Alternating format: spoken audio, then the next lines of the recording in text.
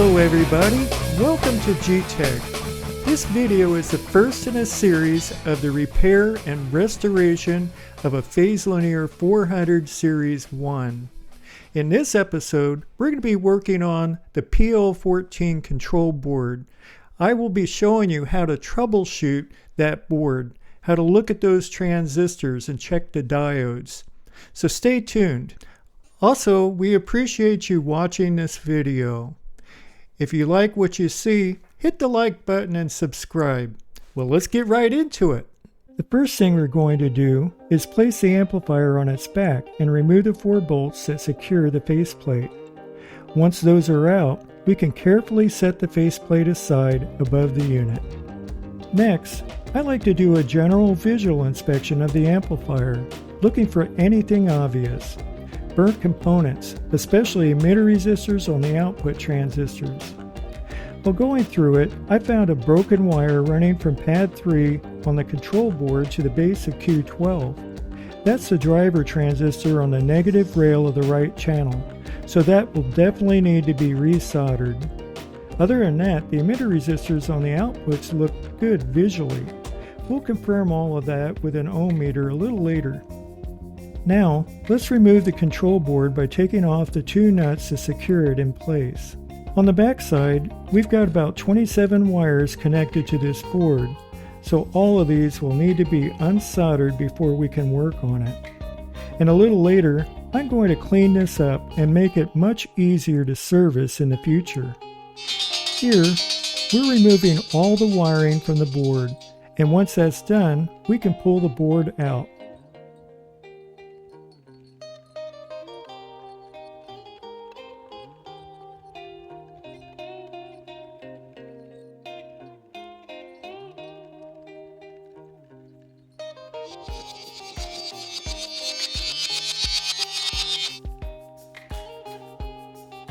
I've mounted the PL14 board in my Velamin PCB holder and positioned it under the Tom Love digital microscope so we can take a closer look. Looking at Q4 on the left channel, you can see the collector trace is lifted and the emitter trace is completely gone and has been jumpered. We'll come back and repair that properly in a bit. Here, we can see R24 on the left channel is discolored from heat, and on the right channel, R24 is clearly burnt. Looking at the schematic, the most likely cause here would be shorted output transistors. What's interesting though is that R25, the complementary resistor on the negative rail, looks fine on both channels. So we're seeing the same failure pattern on both sides, which is a bit unusual. At this point, the amplifier came without output transistors, and without knowing what devices were originally installed or where they were placed, we won't be able to fully verify the root cause. I've ordered the R24 resistors, so once they arrive, we'll install them and continue from there. On the right channel, I'm also going to check R28, the 5.6K resistor just below R24, since it's showing some discoloration as well. We'll evaluate that when we replace the R24 resistors. Now let's go ahead and start working on the board. The goal here is to clean things up and make this amplifier much easier to service going forward by installing Phoenix connectors. I'm using my Weller WT1M soldering station, and I've got it set to 650 degrees.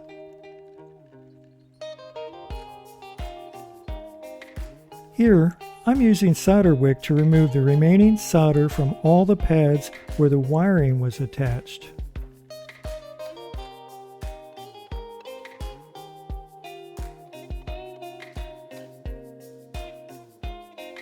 I also needed to drill the holes all the way through the board so the Phoenix connectors could pass through properly.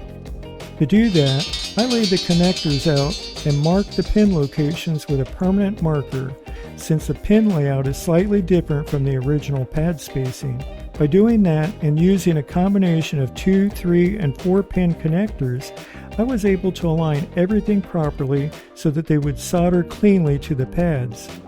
I used a drill press to complete the whole modification. Next, we need to clean the rosin off the board to prepare it for new work. I use my spray bottle with 90% isopropyl alcohol and a toothbrush to thoroughly clean the contacts and remove any remaining flux residue.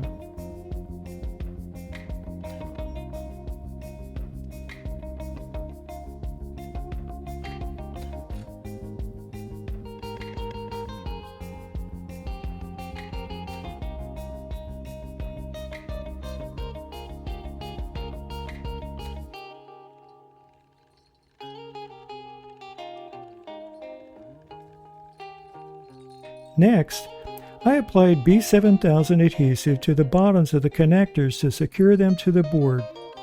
This helps prevent stress from the wiring from being transferred directly to the solder joints, resulting in a more reliable connection.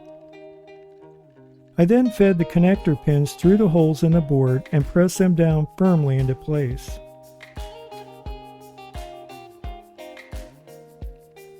Here you can see one of the connectors being soldered. Notice how the solder flows smoothly and fully wets the connections. This comes down to proper heat and good timing.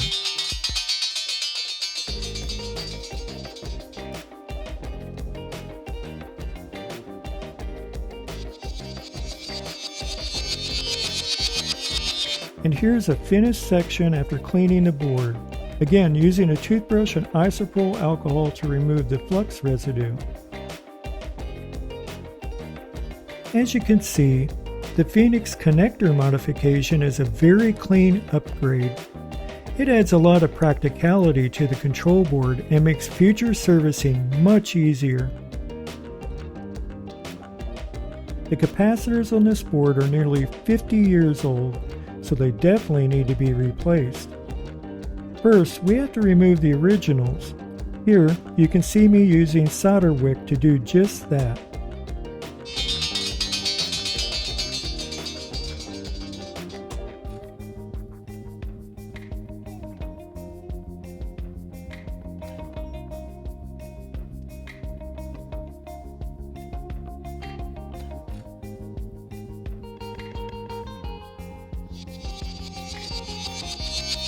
Here are all the capacitors removed from the circuit board.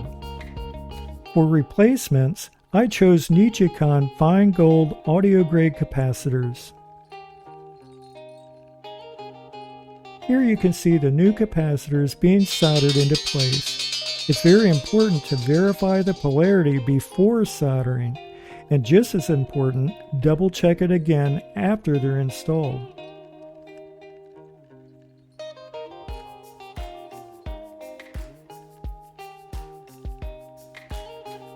I then clipped the wires and resoldered the solder joints for a clean look.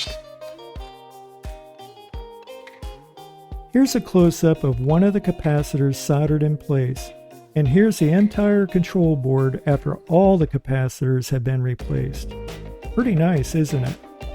For the basic Q4, I used epoxy, applying it with a toothpick as you can see here to secure the lifted trace back to the board.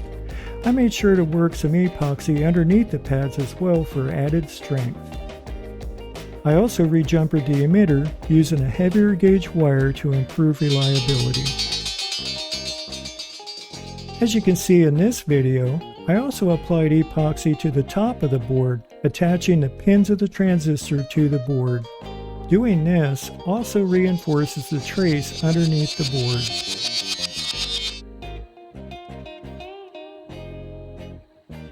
Now let's start checking the transistors. I'll begin by showing each device on the schematic, then we'll locate it on the circuit board layout. We can test these transistors in circuit. What we're looking for is conduction in one polarity and open in the other. I'm using a Fluke 177 set to diode test mode. We'll start with Q1. This is a GES 97. Looking at the pinout from the bottom, we have the collector on the right, base in the center, and emitter on the left. So from the top view, the collector is on the left and the emitter is on the right. Measuring from collector and emitter, we get an open, as expected.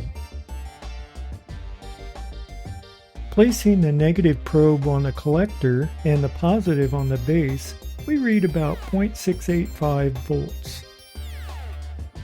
Moving the negative probe to the emitter, we get 0.690 volts.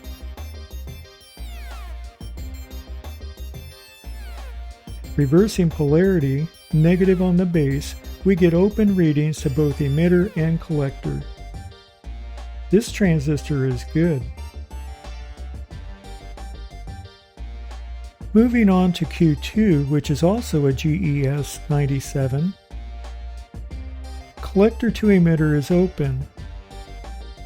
Negative on collector, positive on base gives about 0.685 volts. Moving the negative to the emitter, we read about 0.690 volts.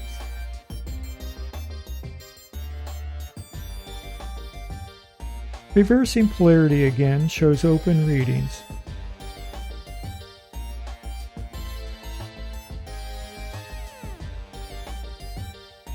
Q2 checks out good. Q3 is a TIS 93, a PNP transistor, so polarity is reversed compared to the previous NPN devices. We can see from the pinout diagram, bottom view, that the emitter is on the left and the collector on the right. Collector to emitter shows open. With a negative probe on the base and positive on the emitter, we measure about 0.628 volts. Moving to the collector, we see approximately 1.324 volts. Reversing the leads results in open readings. This transistor is good.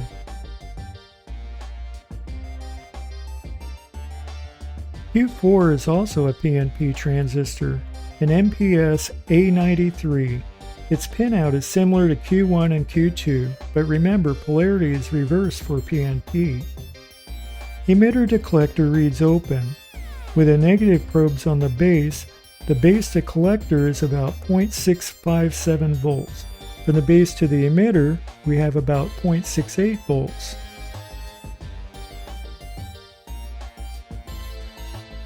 Reversing polarity gives open readings.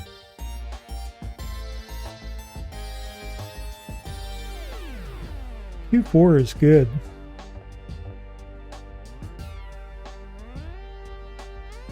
Q5 is an NPN transistor, part number 40327 in a TO39 package.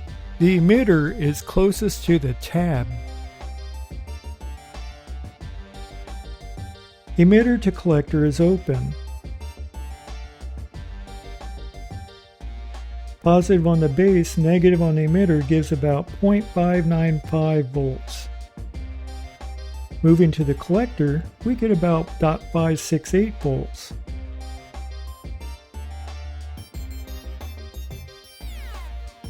Reversing polarity results in open readings.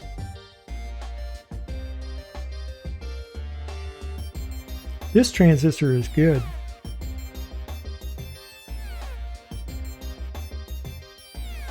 Q7 is a PNP transistor, part number MM4003, also in a TO39 package with emitter nearest the tab.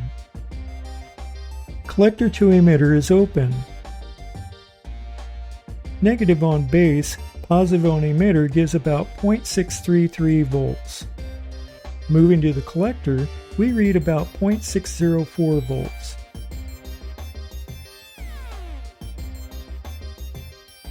Reversing polarity shows open readings. Q7 is good.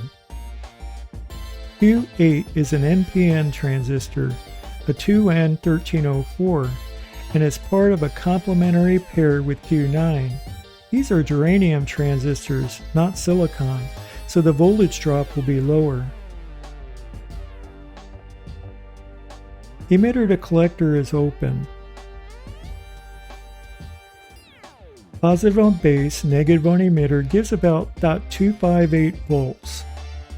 Moving to the collector, we get about 0.254 volts. Reversing polarity gives open readings.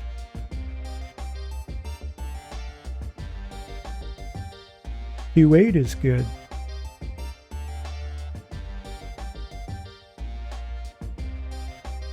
Q9 is a 2N1305, a PNP germanium transistor and the complement to Q8.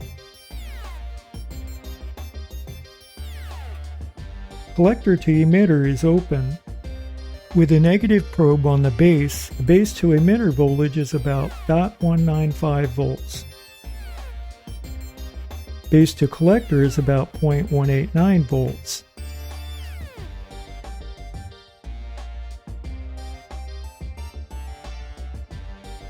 Reversing polarity gives open readings.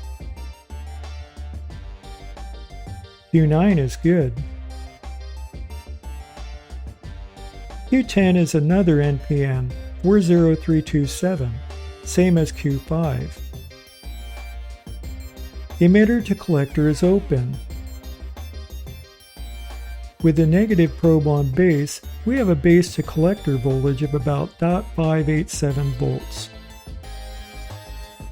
We also have a base to emitter voltage of about 0.609 volts. Reversing polarity gives open readings.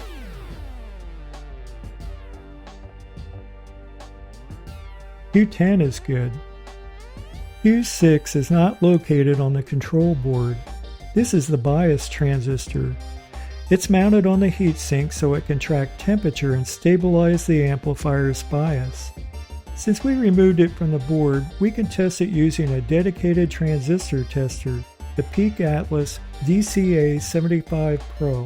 What's nice about this tool is that it automatically identifies the transistor type and pinout, regardless of how the test leads are connected.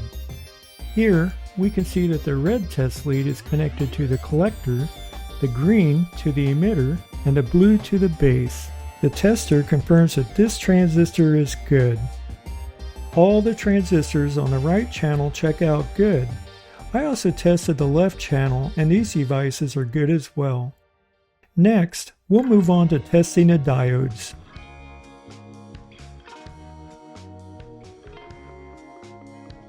Starting with D13, placing a negative probe on the cathode, we read about 0.394 volts.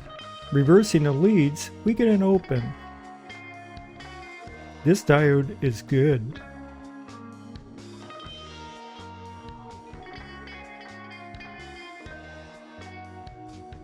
Moving on to D11, negative on the cathode, we measure about 0.625 volts.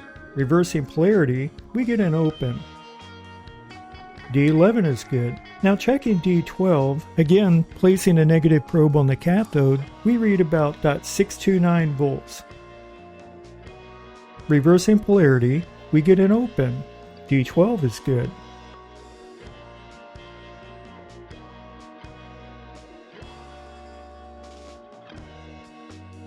Next is D10. Placing a negative probe on the cathode, we measure about 0.625 volts. Reversing polarity, we get an open. This diode is good.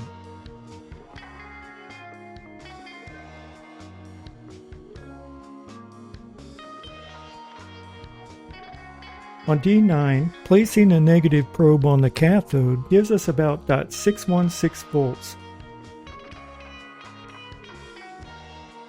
Reversing polarity, we get an open. This diode is good. Now we move to a group of 3 diodes, D6, 7, and 8. Starting with D8, placing a negative probe on the cathode, we measure about 0.623 volts. Reversing leads, we get an open. Checking D7, again placing a negative probe on the cathode gives about 0.623 volts. Reversing polarity, we get an open. And finally D6, negative on the cathode, we measure about 0.63 volts.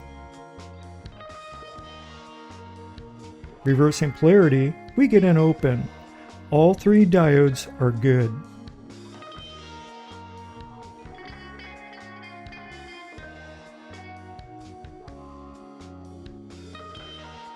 D4 and 5. D5 negative on the cathode gives about 0.63 volts.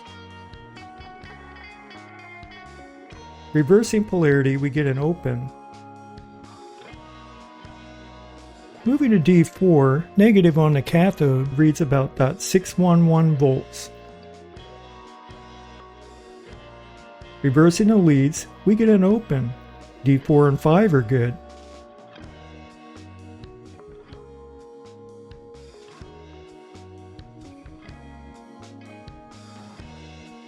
Moving on to D3, negative on the cathode, we measure about 0.394 volts. Reversing polarity, we get an open. This diode is good. Now we come to D1 and D2.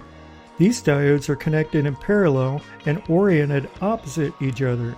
So when measuring across them, we'll see a reading in both polarities. What we're looking for here is that they are not shorted and not open. Because of the way they're connected, we only need to measure one. Measuring across D1, one polarity gives about 0.611 volts.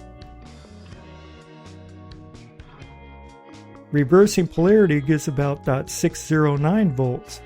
Both diodes are good. In summary, all the diodes in the right channel check out good. I also tested the left channel, and those diodes are good as well. The 3.3K resistors have arrived, so next we'll go ahead and replace the damaged ones. Once again, we use solder wick to remove the solder connecting R24 to the circuit traces on both channels of the amplifier.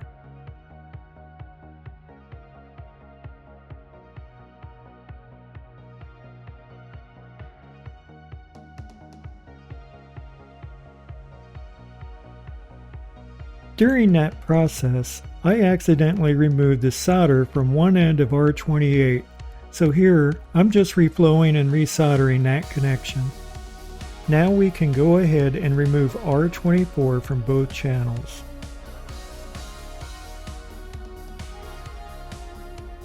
Next, I form the leads on the new resistors and install them in place of the originals. When replacing resistors on a circuit board, install them with the color band facing the same way as the existing resistors on that board. This makes the job look neat. With the new resistors in place, we solder the connections and trim the excess lead length.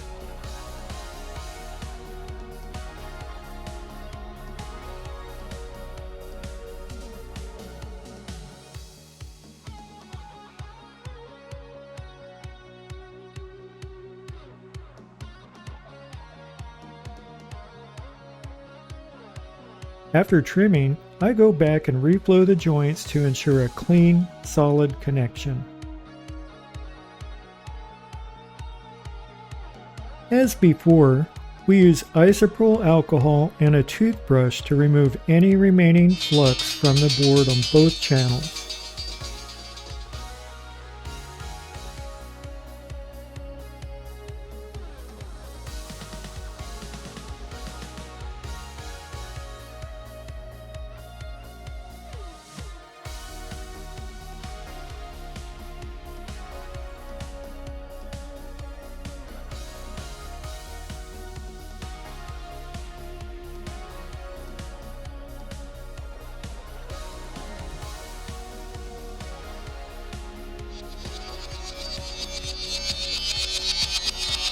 Here's a look at the replaced resistors.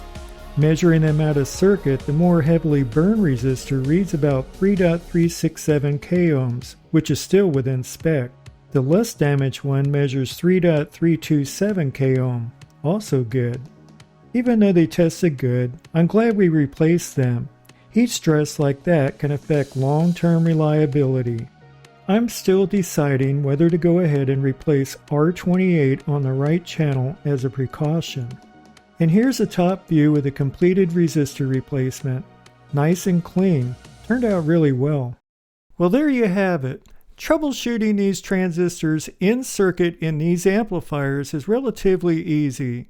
basically you have an open between the emitter and the collector. And then of course between the base and the emitter and the base and the collector, you have conductivity one way and an open the other way. On the next episode in this series, we're going to get into replacing the power supply caps and also the bridge rectifier. And then also we're going to look at the transistors that we're going to be putting into that amplifier. If you like these videos, hit the like and subscribe buttons. It'd be much appreciated. Well, that's it for this video. It's a wrap.